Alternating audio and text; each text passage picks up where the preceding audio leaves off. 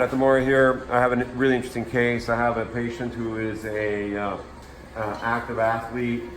He came in complaining of clicking and catching on the outer side of his knee. It was affecting his ability to train. An MRI showed what looked like a lateral meniscus tear. The patient is now on the table, and this is his right leg. Right leg, arthroscope, light source, water pumping into the knee, filling it up like an aquarium. On the medial portal, I have a spinal needle, which I'll show you what I'm going to do with that in a second. Now we look at the screen, and this is what we have. We have the lateral side of the knee, also known as the outer side of the knee. We have the distal femur, the lateral femoral condyle. We have the lateral tibial plateau. It's called a plateau because it looks like a mesa, or a flat area. And then the lateral meniscus is right here.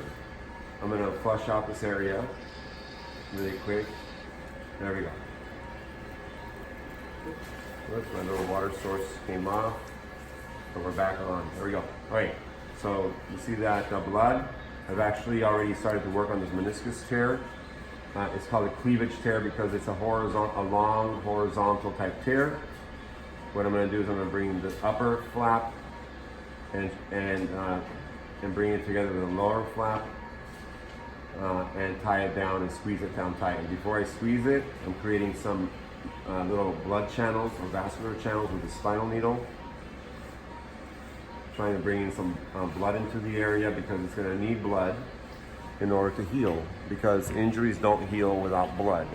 If there's no blood, you might as well tie two pieces of beef jerky together and it won't be healing. So in this case, before it's tied together, I have to stimulate the area to create some bleeding, and that's why there's already bleeding there. So I use a needle as well as an instrument that's called a rasp.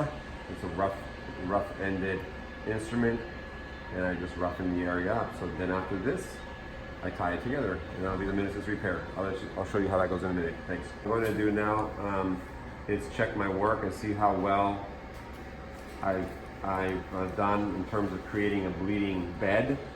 So there's the gap one more time. So what I'm going to do now is I'm going to shut down the water, turning off the water for a second. And I'm looking to see if we get some bleeding in there. There it is. Look at that. That looks awesome. Okay, good. I'll be using this meniscus repair system. It's basically a sewing needle. It's a sewing needle that throws two barbs. So you penetrate, remove, the barbs get attached to the soft tissue, and then I pull the self-tying knot, or self-locking knot. Okay, there's my little guide. Hold it right there, Jerry. Thank you so much.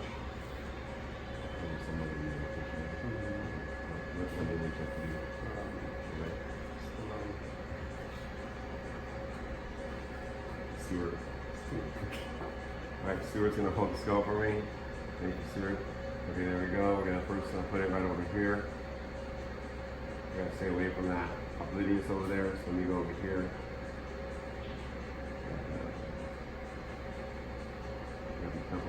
Neurovascular bundle right there. Okay, there's the first suture's in there, and it's locked in with a barb. Now I'm going to go under right over here, about the same spot. I don't want to go too deep because I don't want to damage any neurovascular structures. I'm going to go like that. Maybe I put my probe in there. There you go. You can hold it right there for me, please. Thank you. Washing it out a little bit.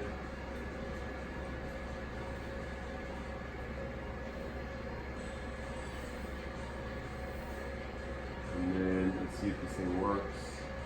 Sometimes it does, and sometimes it doesn't.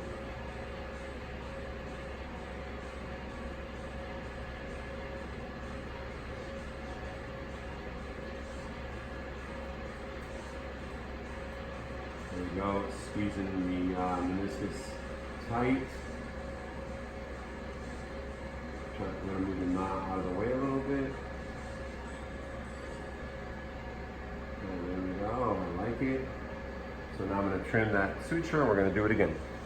So the first suture is in. Let me show you a nice close-up of this. Look at that right there. It's squeezing those two fragments of meniscus together. The upper leaflet and lower leaflet squeeze tight. You can see the bleeding right there. Remember, blood heals. Without blood, nothing heals.